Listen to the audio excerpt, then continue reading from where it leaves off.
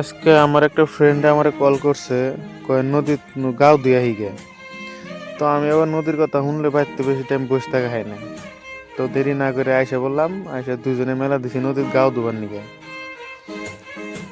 তো এই যে ফার্স্টে মেলাতেই কুত্তা তলে পড়বার নাছে, গাইস কি করবেন, এই রাস্তাতে কুত্তা ছাগল বেড়া সব খালি গাড়ির তলে পড়বার না। আর কবার গেলে রাস্তারও তো এক নাম্বার হাই রোড, একদম যে একবার আসে দ্বিতীয়বার রাস্তাতে আসবার চায় না।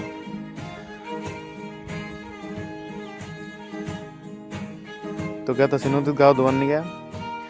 তো আমার ওতে আবার কইলো যে গাও দুবার গেতেছি, যেমন তো গৈসা গাও ধুই না, আজকে সাবান টাবান শ্যাম্পু কেনা রাখবো না।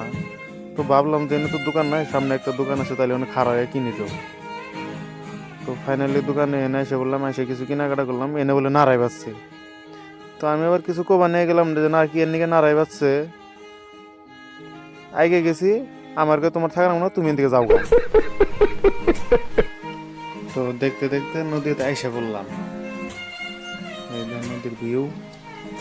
তো এনে গাও ধুম না, তো এনে পানি গুলায় যে হাঁস টাস গরু ছাগল দোয়ায়। তো আর ও ফাঁকে যায়, ফাঁকে যায় ওই মাথায় যে গাও দিয়ে। তো গেতেছি মাকে খেতে চিবি দিয়া।